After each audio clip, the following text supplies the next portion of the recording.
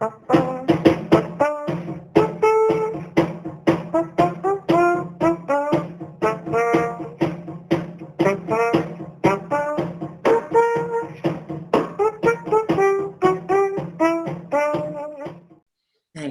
Toby? All right, Zvi Sesling. Zvi was our very last, I don't mean the last we're ever going to have, but our most recent, I should say, Poet Laureate of Brookline. And that was from 2017 to 2020. He's an accomplished poet. I hope he reads some to us today. He's a published poet. He's been nominated 5 times for a Pushcart Prize, and he's been awarded first prize from several poetry competitions. He's been featured all over the place in lots of different venues, cable television, in print, lots of places. I hope he's going to read some today from his book, The Lynching of Leo Frank, which is phenomenal, as are all of his books. But The Lynching of Leo Frank was nominated for the National Jewish Book Award, which is quite an accomplishment. He's an author. He's been nominated for lots and lots of awards and won lots and lots of awards. He writes about baseball poems as well as about political events and love poems. And if you ever saw his wife, you'd know why he writes love poems. She's a lovely, lovely woman, both physically and spiritually. He's done lots and lots of things. But the thing that, and he lives in Brookline, we're lucky, and his wife is Susan Decker, and Susan is a retired Brookline High School teacher. And I would just like to say that I've known Zvi for many years, and he is, you know, from all these accomplishments, he's quite extraordinary. But I'm telling you that he's a man who's got real soul. He's a really, really good person. And I'm so glad he's going to speak to us today. And I hope he'll read some of his poetry. Hi, Zvi. Thank you very much, Toby. And I feel the same way about you. In fact, you'll see, I'm going to talk a little bit about how I got into poetry and some of the people that I know here, Laura Walters, and how's Jake doing? Excellent. And Richard and somebody else here, Susan Rack, I just met, and lovely person, I can tell. Anyway, people ask me how I get involved in poetry, and it goes back actually to the 2nd grade. I lived in Roxbury in those days. It was a predominantly Jewish neighborhood, and I was 4 doors down from the William Lloyd Garrison grade school, which is now senior housing. In fact, every school that I went to in the Boston area over the years is now senior housing. Tells you something. Anyway. You're going to go back to school one day. What? You might go back to school one day. Yeah. So when I lived there was a fire up the street. It was a cold February day. And I went up to, I was in 2nd grade, and I went up to look to see what was going on. And there were these icicles dripping off the heads and faces of the police and the fire. And I said, I'm never going to be a policeman or a fireman. And I went home and I turned on the radio, and there was a radio show called Front Page Farrell. And it starred Richard Widmark on the radio in those days. Richard, by the way, ended up being Sandy Koufax's father-in-law. And when I got to high school, I joined the school paper in my senior year, and I got to interview Steve McQueen. And he told some great stories, which I've written about. And then I began doing when I was 17, 18, I walked into the old Boston Record American and said, I want to be a writer. And they said, you got to be a copy boy. And I said, fine. So I started as a copy boy, became a sports reporter at the Record American way back in the early 60s. And then I started writing short stories. And I read this interview with Alex Haley, who wrote Roots. And he said that he had had so many rejections that when he finally got an acceptance, he cried. And I never had that experience. Everything I sent out got accepted the first time. My first short story, my first poem. And the reason I switched to poetry, which was probably in the late 70s, was because I just found it more accommodating to what I liked. I didn't have to sit and read a novel for 6 weeks. I could read a poem or 2 or 3 or 4 in an evening. And I read a fellow named James Tate. And Tate was at UMass Amherst. And his poetry was free verse and was stories. And I said, wow, this is for me. This is what I want to do. And I started writing that. And I found that I was always writing poetry, even at work. Now, I've been retired for 5 years, so I can finally say it. I'd get up in the middle of the night and write poetry. It just sort of possessed me. And then I decided to start the Muddy River Poetry Review, which is the magazine that I put out twice a year. And the first year, it was hard copy. And I was looking for some support. So who do you think I went to? Chobe Hoy. And Chobe said, oh, of course, I'll help you. And she gave me a donation that got the magazine started. And I did that for a couple of years. And then I said, I can't go back to her again every year. So I decided I would do it online. And you can find it online at Muddy River Poetry Review. It's free. And I've had some great poets. This issue, which is coming out by the end of April, has as a feature, one of the features, A.D. Winans. And A.D. Winans is the last of the beat poets. He's just a great, great poet.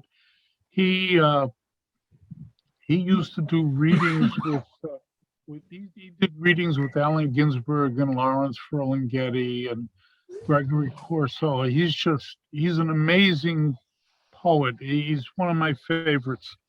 Then I was writing and I was getting published, and I had been trying to get the Poet Laureate for the town of Brookline for many years. And there was a select person a few years ago. His name was Ken Goldstein. And I ran into him at the polls, and Ken said, oh, I'll bring this up at the Board of Selectmen. And he got it through, and we created a Board of Poet Laureate. And Judith Steinberg was the first Poet Laureate, and Jan Schreiber was second, and I'm third. And this year, I guess they want to change it a little bit and say that it's open to any writer at all. But whether I agree with that or not doesn't really matter. Anyway, writing poetry, to me, anybody can do it. Anyone. Any one of you can write it. You sit down, do it in a verse form, and it can tell a story. It can be your history. Some of my poetry is about, as I'll read one of them, is about my father, for example, or friends, or I did a book of, I've got 4 books of poetry and 3 chapbooks. And the 4 books, the first 2 were just eclectic pieces of poetry from all my poetry combined.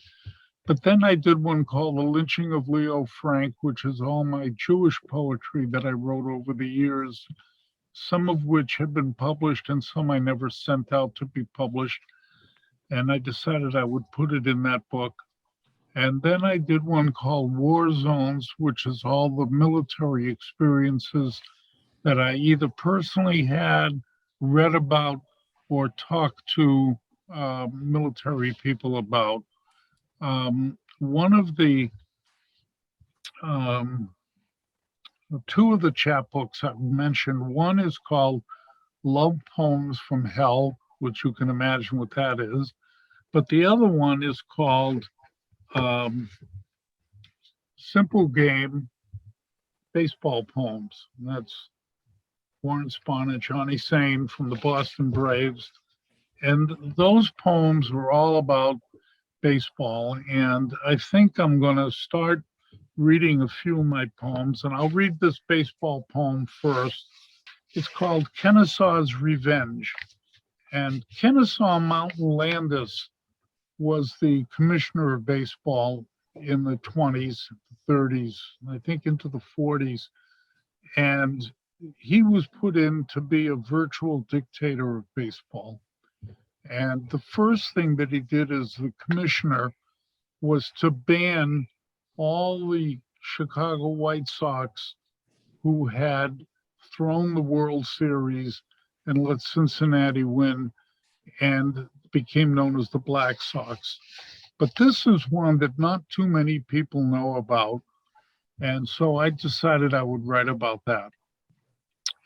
Kennesaw Mountain Landis, commissioner of baseball, who bans the Black Sox from baseball forever in the 1920s, next heard about Jackie Mitchell, 17-year-old girl who one afternoon while pitching for the Chattanooga Lookouts back in the 1930s strikes out Babe Ruth and Lou Gehrig. It is too much for the commissioner to take, so to make sure she never plays professional baseball again, he voids her contract. And by 1952, baseball entirely strikes out women by banning them completely from pro baseball. And that is the reason you never see women playing baseball at the major or minor league level.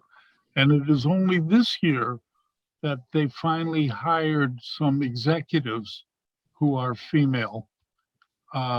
It's one of the tragedies. I looked up Jackie Mitchell, actually. She was quite a good pitcher. And you can imagine striking out Ruth and Gehrig right in a row was really something. And Chattanooga was a minor league team, and she had a contract on this minor league team that was voided, and she was never allowed to play. And baseball has never made up for it. It's almost 69 years since they made an agreement, a pact among all the major leagues not to allow women to play baseball. So you don't see them. They just started as umpires. This one is a book I did called War Zones. And the poem I'm going to read from that is called The Kent State Photo. You all remember the shooting at Kent State. So this is from the photograph that I saw at the time. She is frozen in time, kneeling on one knee, arms spread, as if pleading for life. The body lies face down in front of her, with no feeling, drained of life. Her face shows agony of disbelief that a soldier of her country could kill a fellow citizen. So that was that one. I'll read one more serious one, and then I'll read you a couple of funny ones. Lighten up the day a little. As I said, you can write about your whatever you want to write about. That last poem I got from the photograph that I never forgot, looked it up again, and then wrote that poem. The first one about the commissioner was just doing some research. I stumbled across that fact and wrote a poem about it. This one is about my father, and it's called The Cell. I visited the place my father was prisoner when the British took over a Crusader castle in Akko to hold the Jews they thought resisted the king's rule. My sister, 7 years older, saw him behind the bars like an animal in a zoo cage. Now it's polished like a pistol barrel, sterile, whitewashed, cleansed of the past. He with the dirt, the straw on the floor, food served on metal trays, no dishes. Sitting, reading the classics while the resistance goes on and Humpty Dumpty against all the king's men. Now, the prison that my father was in, he actually left Lithuania, Russia. He walked across Europe and China, got to Turkey, crossed over from Turkey into Syria to Lebanon to Israel, what was then called Palestine, and he joined the resistance to the British, who were in control of that whole area at the time. If you ever saw the movie, what was the name of the movie? Exodus, they blow up the prison, and that was the prison that my father was serving in. In fact, one of the things that was interesting was he could never go to England because he was considered a criminal in England for the rest of his life. And he served here, he lived here in the States, came here in the 30s with my mother. And he came here the first time in 1916, and when he was about 18, 19, no, 20 years old, and he served in World War I, fought in France, was wounded at a Purple Heart. And one of the interesting stories about him was there was a unit of Russian immigrants, and they wanted to send them to Siberia to fight for the White Russians against the Red Russians in the revolution. And my father and all those soldiers refused to go because they didn't want to fight for the Tsar. They had lived under the Tsar. So they were all arrested, put in Leavenworth prison, and Clarence Darrow heard about this and took it as a pro bono case and got them all released, got their back pay and their medals, and their release was then honorable rather than dishonorable. So that was that story. Anyway, so you can see I have lots of material from all over the place. My mother managed to get out of Germany in 1933, and that material I use also. So I want to finish by reading just two quick poems. One is called, some of you may have heard one or two of these. One is called Passing Ships. It really happened this way. I was hurrying through one of JFK's terminals to catch an overseas flight, and there he was, Woody Allen, in a gray herringbone sports jacket with a leather patch on each elbow, wearing a red flannel shirt, jeans, sneakers, and a pair of rectangular glasses, looking right at me. And there I was, not 10 feet away, in my herringbone sport jacket with a leather patch on each elbow, wearing a red flannel shirt, jeans, sneakers, and my rectangular glasses. As I stared in disbelief, he looking at me, probably already thinking of a movie, and me already 20 feet past him, knowing I would not be in that movie. And this is the other one. It's called Lunch with Allen Ginsberg. One day, my friend gave me Allen Ginsberg's phone number. I had no idea how he got the number, nor do I remember how I got up the courage to call him in New York City. After a lot of hesitation, I dialed the number I had been given. Someone answered the phone with a deep hello. I responded, Mr. Ginsberg. Allen, he said. And I said, well, I'll be in New York in the spring, and I have most of your books, and will you sign them? He said, are you gay? No, I answered. Well, then you will have to buy me lunch, and I will sign the books. I hastily agreed to the terms, and he told me to call a week or so before my planned trip to the city. I pulled his books off the bookcase and planned the trip for early April. But before I could go, he died. So his books remain unsigned on my bookshelf. So anyway, that's my reading. There's one other one, actually, with your permission, I would like to read, and it's called Sam the Jet. Sam Jethro was the first African-American baseball player in Boston, and he it's a great piece of baseball trivia.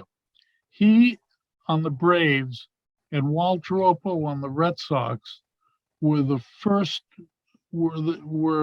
rookies of the year, and it is the only time in the history of baseball that two players from the same city were rookies of the year. Not even New York had that honor. So Sam the Jet. The first black baseball player in Boston heard more insults hurled at him than pitches his rookie year. Yet, when a white kid wanted an autograph, Jet was happy to oblige. The fans cheered his hits, and he basked in the echoes. When they booed an error or the ball bounced off his head, he feigned deafness. He was a favorite for young boys collecting baseball cards and autographs, and for youngsters who rode on the back of the trolley to the ballpark. It was like a piggyback ride on their father. There was no color line. Those boys did not see black or white. They only saw the tomahawk on the chest, the Indian head on the sleeve, and the white bee on the blue background of the baseball cap. And, you know, if more kids had grown up like that, they probably would have less problems in America today. He was a favorite, and Boston Red Sox actually didn't break the color line until about 6 or 7 years later, when they had a fellow named Pumpsie Green. And Pumpsie probably could have been a better ball player, except there was so much pressure on him that it was nearly impossible. Anyway, I want to thank everybody for bearing with me today, and thank Susan Rack for inviting me. It's been an honor to be here. And of course, I see Bo Winokur's name here.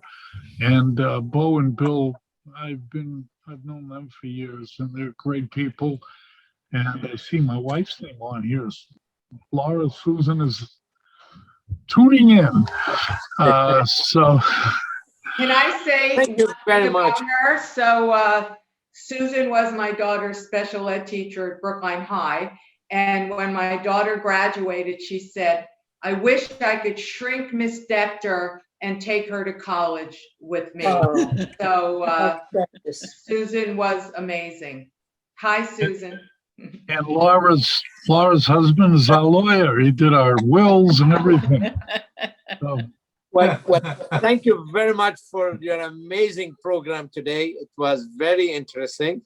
just interested in your perspective because we are, on the one hand, we have, you touched upon the racial issue. We're in the midst of the George Floyd trial. And we've also had the beauty of the poetry and poetry becoming so prominent with Amanda Gorman. And was wondering what your take is on that, Zvi, in terms of those pieces, the Amanda coming, the prominence that she has given to poetry in a way in the context of race in the world we're living in now, racial issues. Well, I can say this.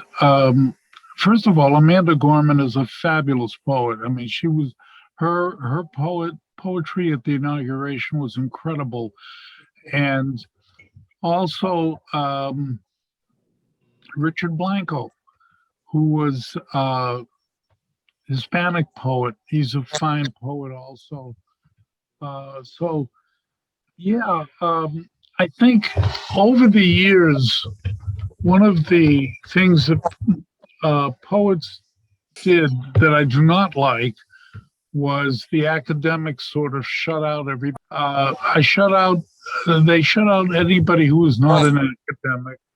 They shut out anybody who wasn't white male, and so now it's getting to be much broader sense.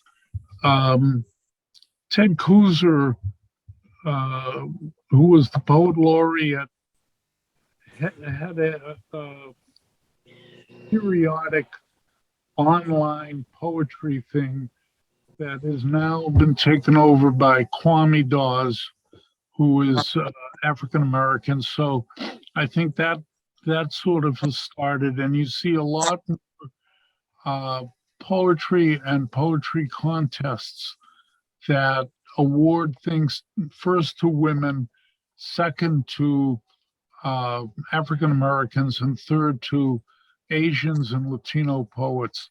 And that's really good. Now, I've been doing that for a long time. I've had in my magazine.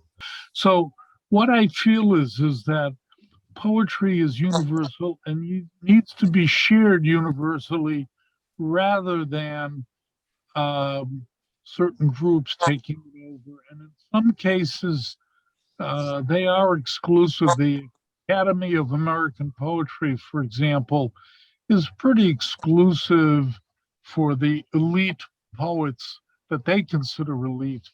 The prizes go around in a circle. So this year, I get the Pulitzer. Next year, you get it. And the year after that, Elias gets it. And in the meantime, Elias is getting the bowling, and this year you get it next year, and I get it the year after that. And that kind of thing just has to change within the poetry circles also.